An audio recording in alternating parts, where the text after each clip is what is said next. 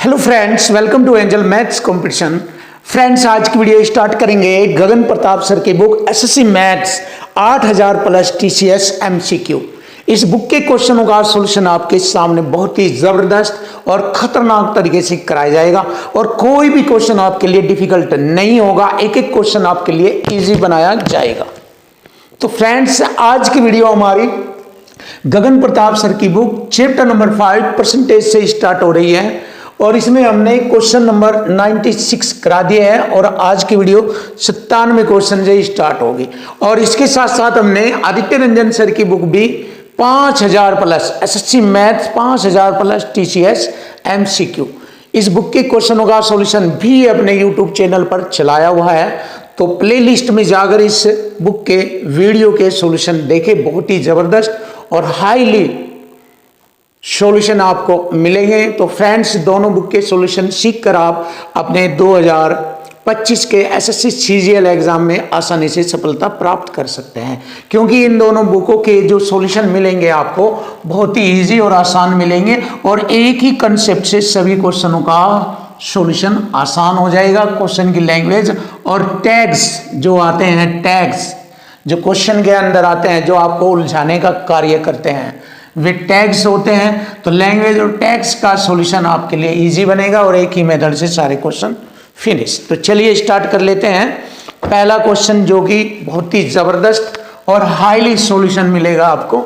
देखिए, जैसे जैसे लैंग्वेज बोलता है, ये देखिए क्वेश्चन में सरकारी लैंग्वेज आती है, बहुत आसान और सिंपल तरीके से आप समझेंगे और जैसे जैसे क्वेश्चन में बताया जाता है ऐसे सॉल्यूशन करें।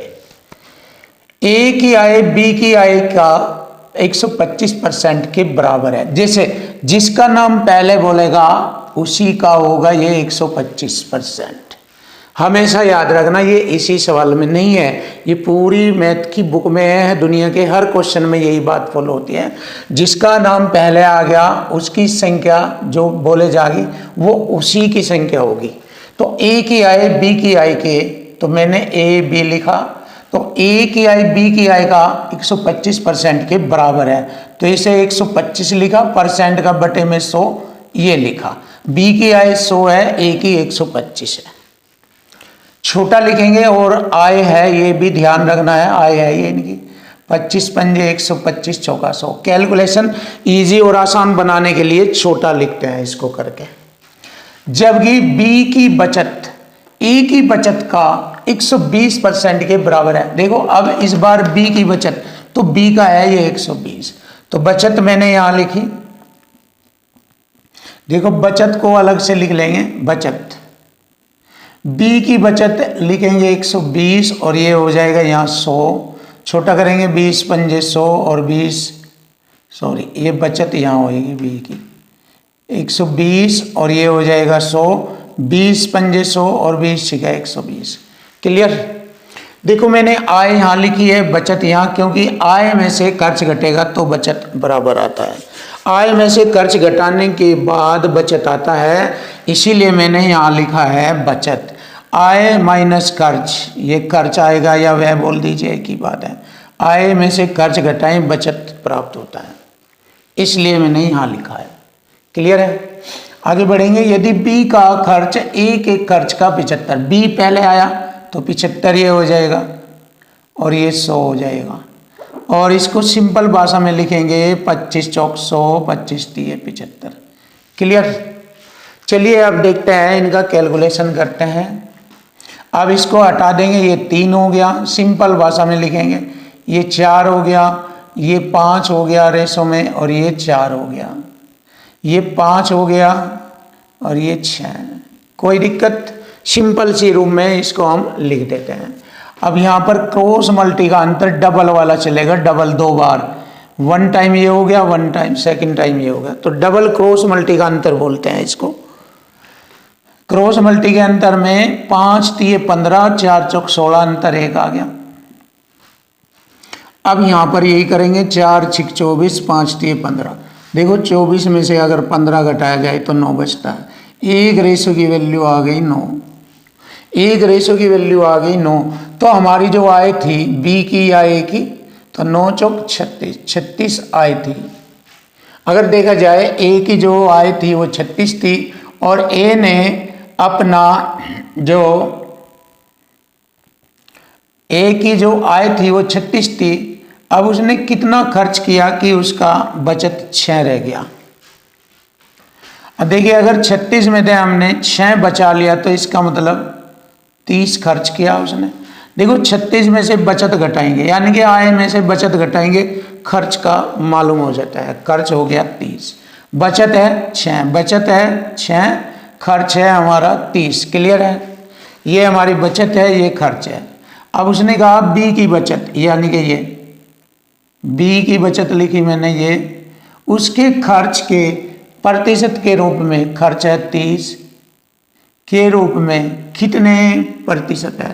चलिए 6 कम 6 पंजे 30, 1/5 होता है 20%। लीजिए आंसर आ गया, 1/5 होता है 20%। और क्वेश्चन फिनिश। ये रहा ऑप्शन है। देखो इक्वल टू इक्वल लगता है हर जगह, ये भी इक्वल टू इक्वल का काम करता है, ये भी इक्वल टू इक्वल का काम करता है, बाकी सारा काम लैंग्वेज और टैक्स का है। बस यही गेम है मैथ सीखने का, सबसे बेस्ट, सबसे खतरनाक। कुछ भी ट्रिक, कुछ भी शॉर्टकट या कोई भी XYZ या कोई भी कंसेप्ट ट्रिक्स याद करने की आवश्यकता नहीं। बहुत कम, मिनिमम 2%, 1%, 5%, 95%, 98% इसी से सब सवाल खल्लास। चलिए देख लेते हैं अब क्वेश्चन नंबर 98 देखते हैं। सुपर क्वेश्चन है और लैंग्वेज के माध्यम से क्वेश्चन खत्म। आजकल पैटर्न ऐसे ही आते हैं, आजकल एग्जामिनर सिंपल से तरीके के क्वेश्चन बनाकर देता है और बच्चे इनमें टाइप कॉन्सेप्ट ये ढूंढता रहता है, जबकि उसको ये मिलते नहीं। वहाँ सीधा सीधा माइंड से लैंग्वेज से क्वेश्चन सोल्व करो, इसी पैटर्न पर क्वेश्चन आते हैं सभी। तो चलिए देख लेते हैं क्वेश्चन नंबर 98। कुल आय में से एक परिवार 15% बचाता है। अगर देखा जाए आय है हमारी 100 और बचत करता है वह 15% की, तो यहाँ पर खर्च कितना करेगा? बचत 15 तो खर्च होता है उसका 85। छोटा करेंगे, 5 से काटेंगे 20, 5 ये 15 और 5 से काटेंगे इसको 17, 5 85। क्लियर, ये परसेंट में ही रहेगा, डोंट वरी। आगे बढ़ें और बाकी राशि 3 प्रकार के, देखो शेष यही तो बची है। बचत के बाद देखो कुल आय में से एक परिवार 15% बचा ले, बाकी राशि जो शेष है ये खर्च करता है 85। वह खर्च करता है किस किस चीज़ पर? स्वास्थ्य पर, शिक्षा पर और भोजन पर। तो इसको 3 जगह पर खर्च करता है। ये परसेंट में ले लीजिए, इनको छोटा परसेंट हो गया। ये 3 जगहों पर खर्च करता है। इसको खर्च करके दिखाते हैं हम कैसे, ऐसे। ये स्वास्थ्य हेल्थ पर, एजुकेशन शिक्षा पर और भोजन फूड पर। क्लियर, 1, 2, 3 के रेशो में खर्च करता है, 1, 2 और 3 के रेशो में खर्च करता है। तो हमारा इक्वल टू इक्वल चलेगा। टोटल यहाँ 17 है हमारा, सॉरी 3 नहीं है 2 है, यहाँ पर लिखा हुआ 2 है ये क्वेश्चन में 2। टोटल हमारा 2, 2, 4 और 1 5, 5 3 15, 2 5 चौक 20। एक रेशो की वैल्यू 3.4%। अब देखिए अगर वह एजुकेशन पर खर्च कर रहा है तो 6.8%, इस पर भी 6.8% और यहाँ पर कर रहा है 3.4%। गुणा कर दी मैंने इसमें लाकर इनकी। अब हमारे लिए चीज़ें आसान हो जाएगी और इक्वल टू इक्वल लगेगा। देख लीजिए, देखो यहाँ तो इक्वल टू इक्वल लगा ही है, आगे भी लगेगा इक्वल टू इक्वल, जब तक इसका दम ना निकाल दिया जाए।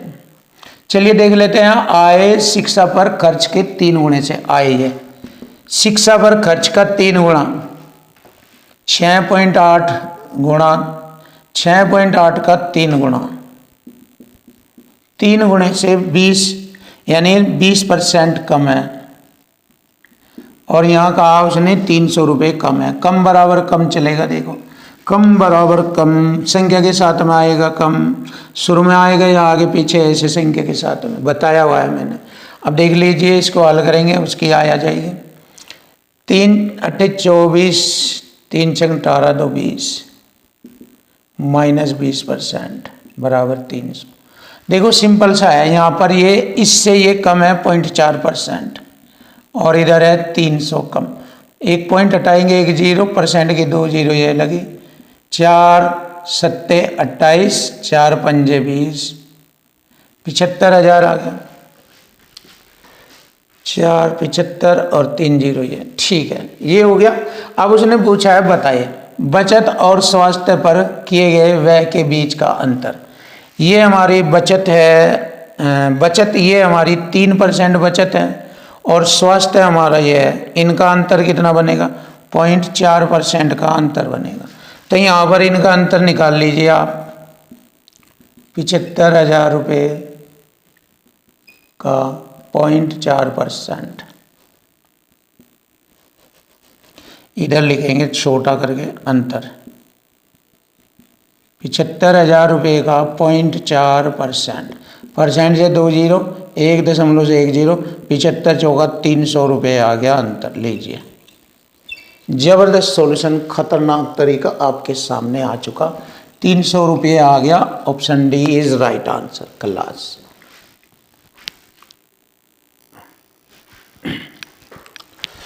क्वेश्चन नंबर 99 देखेंगे। क्वेश्चन नंबर 99, एक परिवार का सदस्य अपनी आय का 25% भोजन पर, शेष का 35% गृह ऋण और अन्य बैंक ऋणों पर तथा शेष का आधा हिस्सा बच्चों की शिक्षा पर खर्च करता है। यदि हर साल इतने रुपए बचाता है तो उस सदस्य की मासिक आय बताए महीने की।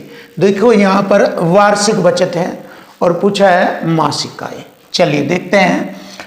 बचत बराबर बचत करेंगे, इक्वल टू इक्वल फॉर्मेट में। कितनी राशि बचाई है? डॉलर में दिया है 46,215। वार्षिक है हर साल। मासिक पूछा है 12 से भाग करेंगे। ये हो गई बचत बराबर बचत। अब देखो उसकी आय में से बचत करेंगे हम 25% भोजन पर, तो 75 बचता है। 75 को हमने लिखा 3/4 बचा। फिर वह शेष का 35% गृह ऋण पर, तो 65% बचता है, जिसको हम 13/20 लिख देते हैं। और शेष का आधा हिस्सा बच्चों की शिक्षा पर खर्च करता है, तो आधा बचता है। और फाइनली वह हर साल इतने रुपए बचाता है। हो गया, इक्वल टू इक्वल हो गया। अब इसको छोटा करेंगे। देखो 4 तिये 12 और भी छोटा करेंगे। 13 तिये 39, 13 तिये 39, 7 बचेगा, होगा 72, 13 पंजे 65, 7 71, 13 पंजे 65 और 13 पंजे 65। कटिंग हो गई है। अब देखते हैं और कटिंग करेंगे। यहाँ पर 3 से काटेंगे। ये 3 एकम 3, 3 एकम 3, 2 हो गए, 3 अट्ठे 24, 3 पंजे 15। फिर 3 से इसे काटेंगे। 3 तिये 9, 2 3 नम 27, 3 पंजे 15।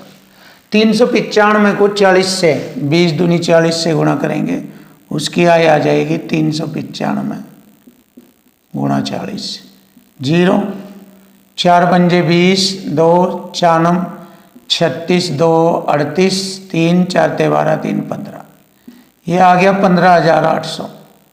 लीजिए आंसर आ गया हमारा 15,800। इक्वल टू इक्वल फॉर्मेट में क्वेश्चन खत्म। Option B is right. अब आता है क्वेश्चन नंबर 100। बहुत ही जबरदस्त सॉल्यूशन मिलेगा हर एक एक क्वेश्चन का। एक कर्मचारी की आय उसके व्यय से 30% अधिक है। मतलब अगर खर्च है व्यय है उसका 100, वैसे ही तो बोला, वैसे बोला है उसका खर्च 100, तो आय है उसकी खर्च से 30% अधिक, यानी कि 130। उसकी आय में पहले बचत कर लेंगे। यहाँ पर आय 130 में से खर्च 100 घटाएंगे तो बचत 30 होगी। यदि उसकी आय में 10% की कमी कर दी जाए, ये 10 की कमी कर दी जाए यानी 13 की कमी हो जाती है, तो 117 रह जाता है। क्लियर? और उसका वह 3% बढ़ जाता है, 103 हो जाता है। ये 117 में से 103 घटाएंगे, बचेगा 14। क्लियर? तो बताओ उसकी बचत में कितना % कमी या वृद्धि? बचत में कमी हुई क्योंकि बचत अब कम हो रही है, तो 30 पर कितने की कमी आई? 16 की कमी होगी। 100 से गुणा परसेंट का चिन्ह, 0 से 0 घटा 160 बटे में 3, 3 पंजे 15, 3 तिये 9, 1 बचेगा, यानी 53 सही 1/3%। 53 सही 1/3% आता है हमारे क्वेश्चन का answer. Option C is right answer. ये रहा हमारा आंसर, ऑप्शन सी।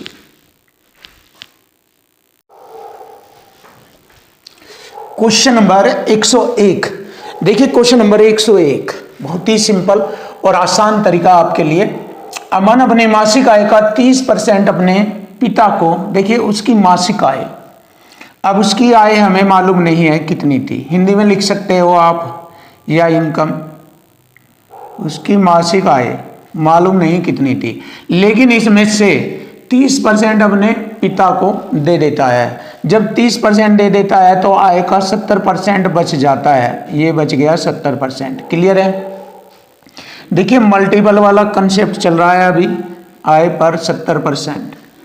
शेष ये बचता है, शेष का 30% अपनी बेटी को, और देखो और अभी बात खत्म नहीं है, 30% के बाद और 25%, दोनों को एक जगह जोड़ेंगे क्योंकि और का मतलब होता है जोड़ना। 30% और 25% मिलकर हो गया 55% दोनों का मिलाकर अपनी पत्नी को देता है, अपनी बेटी और अपनी पत्नी को 55 दिया तो 45% रह गया शेष का। क्लियर यहां तक? देखो यहां तक क्लियर है। उसने अपनी मासिक आय में से शेष राशि को, जो बची हुई राशि है, शेष राशि को 3 योजनाओं में समान रूप से निवेशित किया। यदि उसने प्रत्येक योजना में 42,000 रुपये, देखो 42,000 रुपये लगाए, और प्रत्येक योजना, एक योजना का है ये, और उसने ऐसी ऐसी 3 योजनाओं में धन लगाया, 3 से गुणा कर दिया। कहाँ है 3? ये रही। शेष राशि को 3 योजनाओं में, ये है वे 3 राशि, 3 योजनाओं में धन लगाया, तो उसकी मासिक आय हजारों में बतानी, हजारों में। तो बस हो गया इक्वल टू इक्वल। पहले चला मल्टीपल कंसेप्ट, फिर उसके बाद संख्या के बराबर मल्टीपल पर ये आ गया, मतलब संख्या के बराबर रेशो परसेंट आ गया। अब हल कर लेते हैं। देखो बस यही चीज है, बस आपको अगर ये आपने सीख ली तो आपका मैथ कुछ भी नहीं है, कुछ भी नहीं है। और अगर ये नहीं आया तो फिर रोते रहेंगे बस, और कुछ नहीं होगा। रट्टा मारो, XYZ लगाओ, कोई दिक्कत फिर आपको आएगी तो पता लग जाएगा आपको। अगर आप ये चीज़ें सीखते हैं तो आप नंबर 1 है, बेस्ट है, और बेस्ट रहोगे, हमेशा बेस्ट रहोगे आप। बस आप इस पर पूरा मेहनत कर लीजिए कि आपको ये, आप 6-6 महीने, 2-2 साल, 3-3 साल कोचिंग करते रहते हैं मैथ का, लेकिन आप इसे 2 दिन लगातार पढ़ लीजिए, ये बस 2 दिन में सेट हो जाएगा लगातार। इसको समझ लीजिए, बस पूरी मेहनत एक तरफ और 2 दिन की ये एक तरफ क्लियर कर देगा। चलिए देख लेते हैं, अब इसको हल कर लेते हैं। देखो हमने आपको एडवाइस दी, बताया, समझाया, इसके माध्यम से कर सकते हैं आप जी। कटिंग करेंगे। देखो 3 से मैंने काटा इसे 15 बार, 0 से 0, 7 छंग 42, 6000 ये, और 15 चौका 60, 400 बार कटा। 3 0 ये और 2 0 ये गुणा कर देंगे, उसकी आय आ जाएगी 4, और 3 0 ये 400, 1000 आ जाएगा। ये 400 और हजारों में यहाँ इसने पहले ही किया था, तो ये आ गया हमारे क्वेश्चन का answer. Option B is right answer. Check कीजिए, बिल्कुल इक्वल टू इक्वल फॉर्मेट में क्वेश्चन खत्म। अब यहाँ पर भी आते हैं। मिस्टर स्टोक ने अपने पास मौजूदा धनराशि का 30% ब्रूस को दिया। जब 30% दे दिया तो उसके पास जो राशि है वो 70% बच गई। जो उसकी राशि थी 70% बच गई। बची हुई धनराशि में से 90% उसने नताशा, कैप्टन और विजय में बांट दी। 90% बांटी तो 10% बच गई। क्लियर? और उसके बाद बची हुई धनराशि के आधे से उन्होंने अन्य जरूरत के सामान खरीदे, तो आधे से खरीदे तो आधी बच गई, 1/2। और ये शेष 1400 रुपये की धनराशि मार्वल कोष में जमा कर दी, जो बची हुआ, या आधी जो बची, या 1400 14,000 रुपये की जो धनराशि है वो मार्बल कोष में जमा कर दी। मिस्टर स्टॉक के पास आरंभ में कितना धनराशि थी? देखिए आरंभ में धनराशि कितना थी? धनराशि। बस अब इसको हल कर दीजिए। देखिए इसमें मल्टीपल भी लगा है, फिर इक्वल टू इक्वल हो गया। ये दो ही चीज़ मिक्स हो गया, ये दो ही चीज़ रिलेशन बनाकर यही चलते रहते हैं। इन्हीं की मदद से पूरा मैथ, बस मैथ यही है। मैथ मैंने लिख दिया, मैथ ये लिख दिया मैंने, मैथ यही है, इतना ही। और इसमें लैंग्वेज से ये बनती है। बस टोटल कंप्लीट मैथ इससे फिनिश हो जाएगा आपका। चलिए 2 जीरो से मैंने 2 जीरो काटा। अब 7 दूनी 14, 2000 बार कट गया ये। और 2 दूनी 4, 2 दूनी 4 और 2 जीरो ये आ जाएगी यहाँ पर, ये आ गई 6। देखिए 4 लाख आ गया हमारे क्वेश्चन का आंसर। उसकी धनराशि थी 4 lakh. Option C is right answer. ये रहा हमारे क्वेश्चन का आंसर 4 लाख। बिल्कुल इजी है, आसान है और सरल है आपके लिए।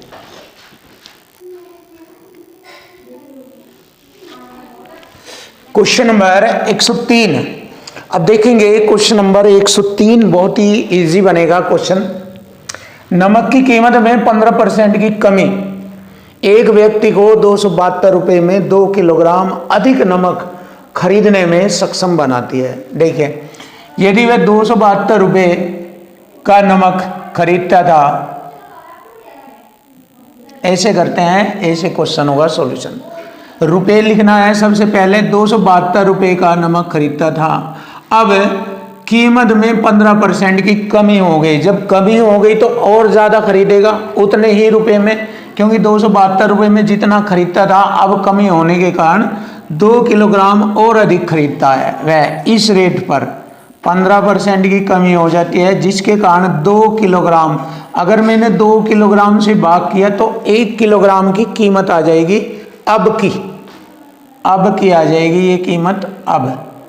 अब की कीमत या रेट आ जाएगा, कीमत या रेट आ जाएगा अब का।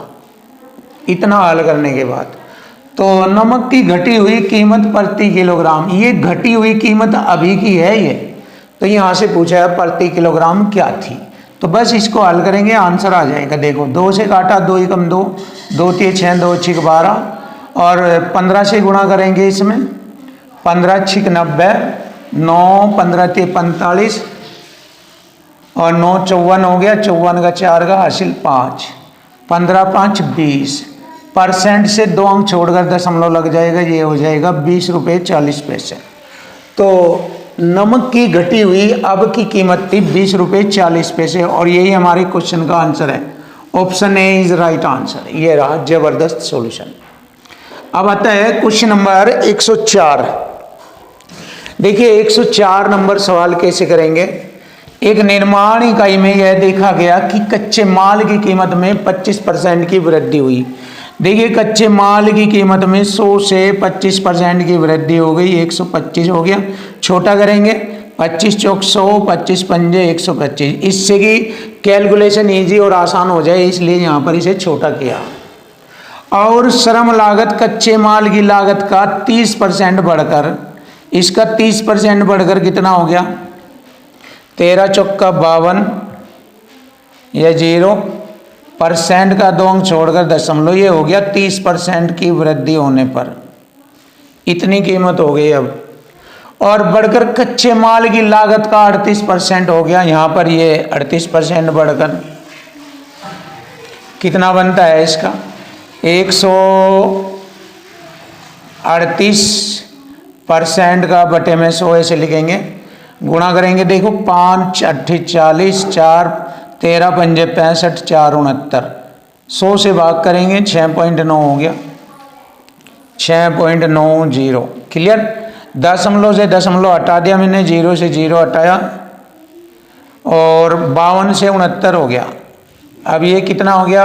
52 से 69, 52 से 69। अब उसने कहा है कि कच्चे माल की कीमत खपत, कच्चे माल की खपत कितना प्रतिशत कम की जाए ताकि लागत की वृद्धि से पहले की लागत के बराबर रखी जा सके।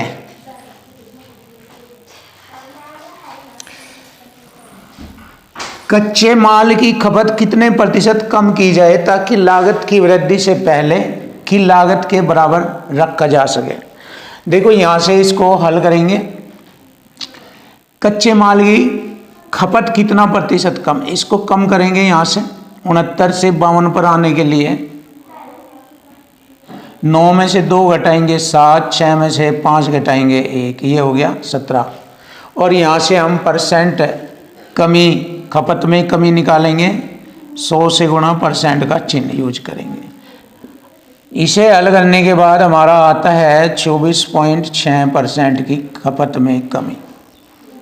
ये हो गया हमारे क्वेश्चन का answer. Option C is right answer, ये रहा।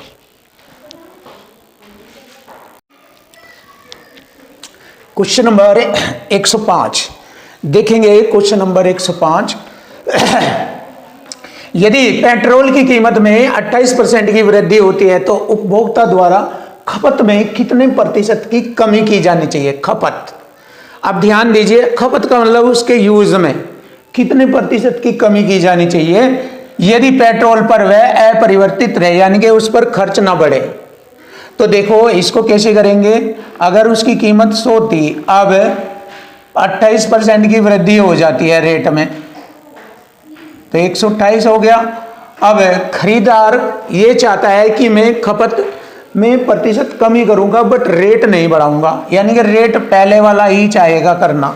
यहां से यहां आने के लिए कितना कमी करेगा, वो छोटा करेंगे इसको, 4 से काटेंगे 25 बार, 4 तिये 12, 4 दूनी 8, 32 से 25 पर आने के लिए 7 की कमी करेगा, तो 32 पर 7 की कमी, तो प्रतिशत कमी आ जाएगी खपत में। 100 से गुणा करेंगे परसेंट का चिन्ह। अब देखो 32 दूनी 64 होता है, 64, 6 हो गए 60, 32 ही कम 32, 21 पॉइंट कुछ लगेगा। अब देखिए 21 पॉइंट कुछ देख लीजिए, ये वाला ऑप्शन बन जाता है। बहुत आसान है, मेहनत करने की आवश्यकता नहीं है ऐसी कैलकुलेशन में। तो इस तरह की ये कैलकुलेशन आपको सीखनी चाहिए जो मैं आपको ऐसे बताता हूँ। ऐसे बहुत आसान मेथड आपके लिए। Option B is right answer. Question number 106 देखिए। क्वेश्चन नंबर 106 जबरदस्त क्वेश्चन है ये, और सॉल्यूशन बहुत आसान बनाया जाएगा। देखो हर महीने एक आदमी 20 किलो चावल और 8 किलो गेहूं खाता है। देखिए पहले चावल लिखेंगे, उसके बाद गेहूं लिखेंगे। यहाँ पर गेहूं और चावल, चावल हो गया 20 किलो और गेहूं हो गया 8 किलो। चावल की कीमत, देखिए चावल की कीमत गेहूं की कीमत का 20%, नाम पहले चावल का लिया है तो पहले की ही है ये 20, ये कीमत होगी 20 रुपये, 20%, तो ये टोटल हो जाएगी 100%। तो ये 20% है, ये 100%, तो 20 ही कम 20 और 20 पंजे 100, ये हो गई रेशो में इनकी कीमत। रेशो में कीमत आ गई। अगर इन दोनों की गुणा करेंगे 20 ही कम 20, चावल का वजन और रेट दोनों की गुणा करेंगे 20 ही कम 20 और 8 पंजे 40, ये हो गया क्लियर। दोनों की गुणा कर लेंगे। यहाँ पर कितना धन खर्च होता है 20 कम 20, ये पैसा आ जाएगा इतना, ये 8 पंजे 40, ये आ जाएगा।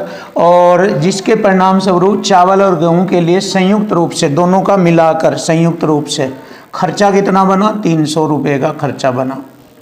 अब दोनों को जोड़ेंगे, 60 40 और 20, 60 बराबर हो गया 300, 60 पंजे 300, एक रेशो की वैल्यू हो गई 5। तो हमारा यहाँ रेशो कीमत का 5 है, 5 पंजे 25 और 5 ही कम 5, इसकी कीमत 5 बन गई, इसकी कीमत बन गई 25। ये देखो 5 और 25 की कीमत बन गई। अब उसने कहा आगे बढ़ेंगे, यदि गेहूं की कीमत में 20% की वृद्धि हो जाए, कीमत 25 थी, 25 पर 20 की वृद्धि हो जाए 6/5, यानी कि 5 पंजे 25, 5 30, और चावल की कीमत वही रहेगी 5 ही, गेहूं की कीमत 30 हो गई। क्लियर। तो 300 रुपये के समान व्यय को बनाए रखने के लिए चावल की खपत में कितने प्रतिशत की कमी की आवश्यकता होगी। ध्यान से देखो, मैंने यहाँ से इनकी रेट वैल्यू फाइंड कर ली। ये 5 रुपये पर केजी है, गेहूं है 25 रुपये पर केजी, अब उसने कहा कि मैं गेहूं की कीमत में 20% की वृद्धि कर दूं तो 30 रुपये पर केजी हो गया और गेहूं की कीमत सेम रहेगी 5 रुपये पर केजी। अब उसने कहा कि गेहूं हमारा 8 किलो था, तो ये गेहूं पे चावल था हमारा 20 किलो। ये चावल में कितने की कमी कर दी जाए कि उसका खर्चा फिर भी सेम वही बना रहे, 300 रुपये का समान खर्चा बना रहे, ये कहा इसने। तो बस अब इसे हल करेंगे। 8 × 24 240, 300 में से घटाएंगे 5 गुणा क्या बराबर 240 घटाएंगे 60 बचता है। देखो 300 में से 240 घटाएंगे 60, 5 से काटेंगे 12, तो ये आ गया 12 किलोग्राम। 12 किलोग्राम हो गया। पहले चावल था 20 किलोग्राम, अब रह गया 12, तो कितना परसेंट की कमी हुई यहाँ पर निकालेंगे। देखिए कितना परसेंट की कमी हुई, 20 पर 12 रह गया, 8 की कमी होगी। अरे 20 से 12 रह गया, अब 8 की कमी हो गई। 100 से गुणा परसेंट का चिन्ह, 20 चौक 80, 40%, 40% परसेंट में 40% की कमी होगी। लीजिए आंसर आ गया, option A is right answer. देखो भारी नहीं है, बस समझना है, थोड़ा मैंने इसे बताया है तो इसको ध्यान से एक बार और रिपीट करके वीडियो को देखो, समझ में आ जाएगा अच्छी तरीके से। डिफ़िकल्ट नहीं है, आसान है। एक एक बात आपको पता है कैसे कैसे ये चीज़ें आई हैं, मैंने सब पॉइंट बता दिए हैं, तो ये आसानी से आपके माइंड में सेट हो जाएगा।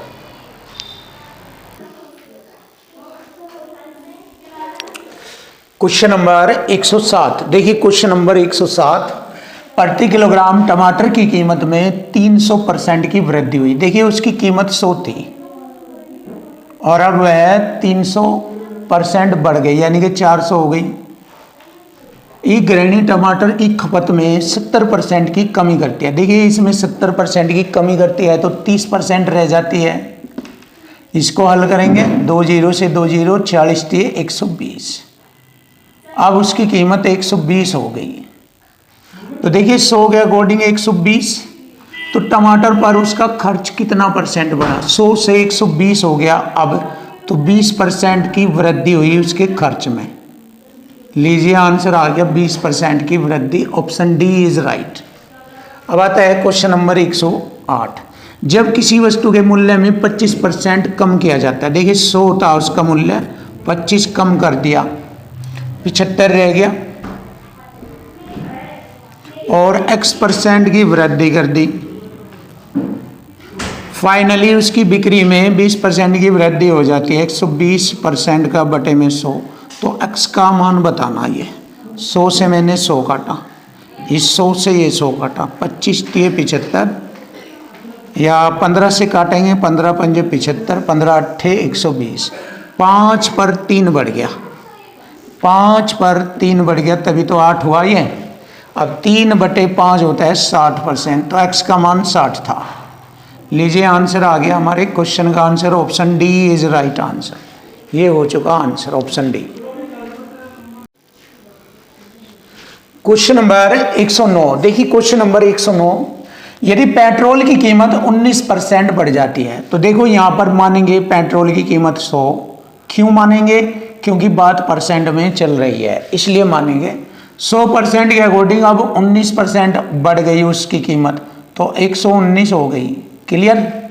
और सुनीता पेट्रोल पर अतिरिक्त रूप से केवल 12% खर्च करना चाहती है। पहले जितना खर्च करती थी 100 के अकॉर्डिंग, बस अब वह 12% खर्च करना चाहती है, यानी कि 112 खर्च करना चाहती है। अब उसकी सोच ये है, तो उसने क्या करा, खपत में प्रतिशत कमी कर दी।